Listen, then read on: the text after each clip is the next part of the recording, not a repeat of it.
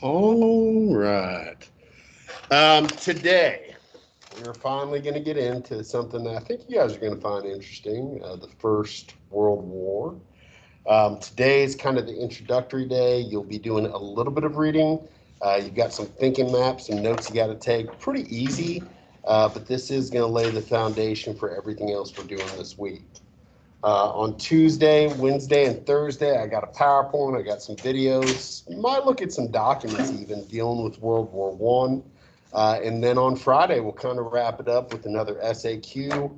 The SAQ is a pretty sizable portion of the AP exam, so it's something that we certainly want to, kind of ramp up. And I will tell you, in general, this upcoming 6 weeks, we're going to ride a little bit more. We'll probably do at least two DBQ essays. Probably won't worry so much about the LEQ at this point, but probably two DBQ essays, some other DBQ related stuff, and a good handful of SAQs. Just, be prepared for that. That's pretty much the week. It's all World War One, but it really starts today with your one little reading assignment and some kind of introductory notes.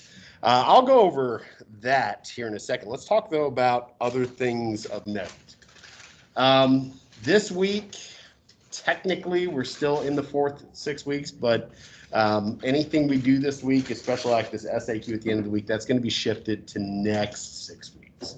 As far as grades are concerned, this week for this 6 weeks is all about turning in things you're missing, taking advantage of the few opportunities we have left to hopefully raise your grade. We had a notebook check that was due on Friday. We had the extra credit, which is also due on Friday. If you didn't turn in the extra credit, that opportunity is pretty much gone. But the notebook check number 2, I am still willing to accept. If you can get in to me today before midnight, it's only 20 points off. But if you wait much longer than that, tomorrow it'll be 35 points off. The day after, it'll be 45 points off. And really, technically, after 3 days, I do not have to accept it. Now, I'm accepting all missing work that's still open in Canvas up through this Thursday at 4:30. But still, if you're missing a couple things, please, try to get that stuff squared away sooner rather than later. So as far as past due work that I'm still willing to accept, notebook check number 1 and 2. One's really, really old, but 2 at this point is only a day late. Again, those are daily grades, but they do average together for your final test grade. DCA number 4, I think just about everybody's taking it, but I do have some kids, kind of sprinkled out through all my classes that have not done it yet for whatever reason. Need to get that done. 26 questions, multiple choice. You will have 30 minutes to get it done. We have the imperialism SAQ from last week. Again, that's a minor grade, but everything counts to some extent. And then finally, from way back, but it is a test grade, the Industrial Revolution LEQ. I'm still willing to accept all that stuff. But Thursday is the day.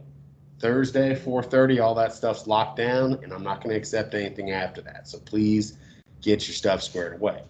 As far as this week's, things that you can still do that are kind of sort of new to help your grade out, DCA 4 retake. Some of you guys have emailed me. I got you on the list. It's not too late. If you want to do a retake, just let me know today, tomorrow, whatever. But you do need to let me know so I can kind of open that back up for you.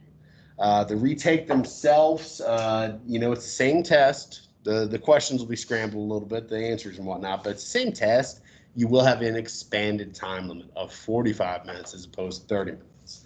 The thing is, you can only get your grade up to 70. So based on where you are in Skyward right now, it's only going up to 70. So just kind of take that for what it's worth. I haven't opened those up yet. I'm going to open them up this period, hopefully. That way we can get you guys started, and you've got the rest of the week all the way up until Thursday anyway to get that done. There's also one more extra credit opportunity I talked about on Friday, the AP Classroom Unit 6 Personal Progress Check quiz. Again, we've had several of these before. You go in, you take the quiz. It's 21 questions. I'll give you 25 minutes to get it done. You do have to finish in the time limit to get the extra credit. But for every question you get correct, I'll give you half a point. So you could theoretically end up with 10, 11 extra points to tack onto a test grade. That isn't that bad. Today, I'm going to be trying to get grading all wrapped up. I've got extra credit I got to deal with. I've got, obviously, your notebook checks from last week. and some miscellaneous things that have been turned in. That's what I'm going to be doing, hopefully, getting that done today. That way, by tomorrow at this time, everybody knows exactly where they stand for the 6 weeks. So let's talk about today now that we went over all that stuff. Oh, but one more thing before I forget, AP exam payments. They did extend the due date for those of you guys that still owe some money to today. So please, if you want to take the test, if you've got questions about what you owe, if you owe, talk to Ms. Cordova in the counseling office. You can stop by during lunch, maybe shoot her an email. But today is the deadline. So if you're going to do that, please get it done. So without further ado, let's talk about World War I. Let me ask you this. Did anybody call it World War I at the time? Why not? Yeah, they didn't know the sequel was coming 20 years later. They didn't know. I mean, to them, this was the Great War, the war to end all wars. Why do you think they called it that? Why do you think they called it like the war to end all wars? What was so different about this? Think about it. Starts in 1914, ends in 1918. It's only 4 years long. But still, why would this war be maybe, I don't know, different from most wars that have ever come before? Okay. Because of all worlds involved. Yeah, well, first of all, it's a global conflict. And we've seen kind of sort of stuff like that before, especially with like the 7 Years' War between England and France and some of their allies, but never to this extent. Why did we say this was a world war, a global war? I mean, most of it's fought between European countries is the main, antagonists. How in the world does it become a world war then? What were Europeans doing leading up to 1914 that might bring in other areas of the world? Say it again? Yeah, they were trying to conquer just about everything. We just wrapped up imperialism. So when we look at the fact that this is a global conflict, yeah, it's mainly European nations fighting. Most of the fighting is going on in Europe. But you got to think countries like Britain and France, just to name a few, they had colonies overseas. So if the mother country was fighting, to some extent, the colonies were fighting or at least were somewhat involved. Does anybody know how many people died in this war? Anybody want to guess? Yeah, that's just about right on. 20-ish million. Now, you look back that far, even 100 years ago, it's hard to get estimates. Like, for instance, World War II, which is the deadliest conflict in history, you've got somewhere between 50 and 75 million people dying. And I know that that's a big kind of range, but you got to understand we're trying to deal with records that are old and from all over the globe. Some people underreported, some people overreported. So again, you got to take it with a grain of salt. But I think World War I, most people would say 20 million is probably a pretty accurate estimate. There had been a couple conflicts up to this point that probably more people had died, but they were much longer lasting conflicts that went on 10, 20 years. This is only 4 years. So why? Why are so many people dying in this short war, relatively short, compared to wars before? What was different about this war other than, just more people being involved? What might these guys have had that maybe you didn't have during the American Revolution or back in the ancient conquest of the Mongols? Planes. What else? Tanks. What else? Yeah. Poison gas. Guys, all sorts of stuff, all sorts of new weapons, machine guns, flamethrowers, you name it. This is the first war where you start to see all these modern weapons, all this modern technology get introduced. And essentially, we, technologically speaking, we're finally at the point where we could kill massive amounts of people much more easily and much more quickly than we once could. This was a new type of war. A war exactly like this had never really been fought before. And it's one of the reasons so many people died. It's one of the reasons they called it the war to end all wars. Because literally, it's like, man, there can't be any fighting after this. Everybody's going to be dead, or all of our enemies are going to be dead, or just it was so chaotic and so violent that nobody thought that something like this would happen again. Unfortunately, 20 years later, you get World War II. Now, here's the deal. We give them these numbers, World War I, World War II. Guys, they're pretty much the same conflict. Okay, you got World War One. It's all the same people involved for the most part. There's a 20-year break, and then you get World War Two. Most of your leaders in World War II fought in World War One. A lot of the animosity, a lot of the issues were the same. And one of the things that you're going to figure out this week, because of how World War One ended, it made World War II pretty much inevitable. So you can kind of lump them together because they are connected. It's not like they're unrelated, but we will still kind of study in World War One. We'll look at the intermediary period, and then we'll get to World War II. Moral of the story is, if you want to understand World War II, which is the one that people get really interested in, you really got to understand World War One because it is connected. Here is your task for the day. Not my face. Here is your task for the day. Again, we read sometimes in here, kind of part of the deal. This is the only time you're going to do it this week. I put chapter 25 of the older OG AmScope book under today's date, along with this little 2-slide slideshow.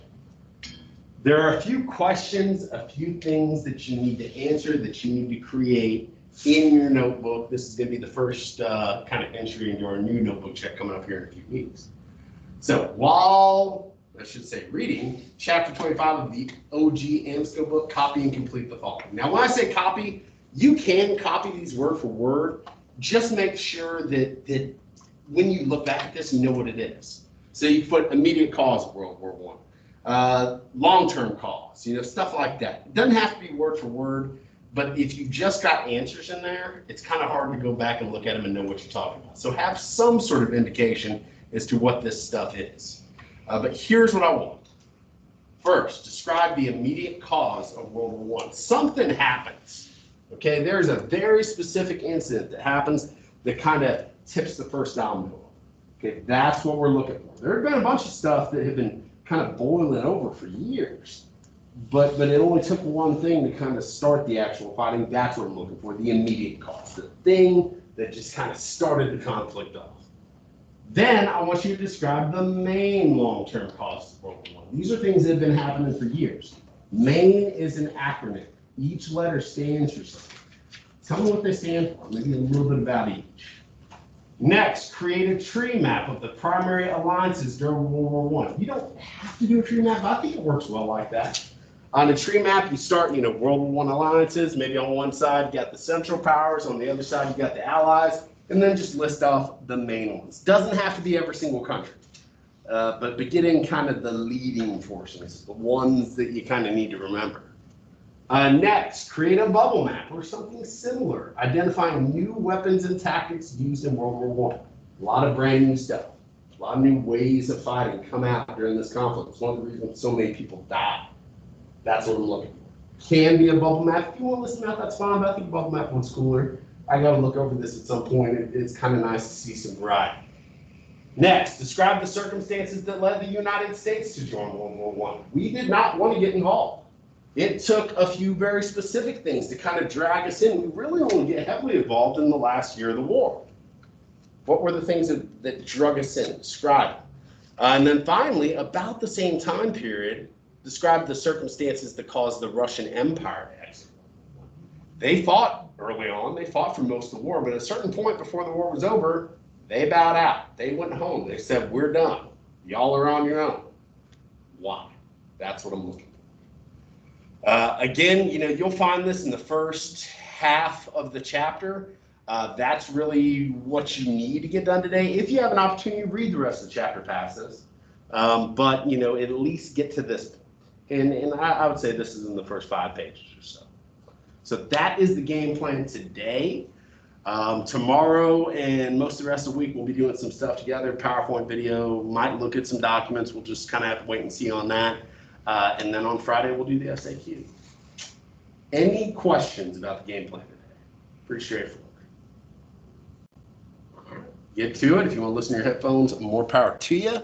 If you need anything, by all means, please let me know. If you want to check your grades, let me know. Just keep in mind, I have not yet put in notebook grades or extra credit. That's stuff I'm going to be working on, while you guys are working on this stuff.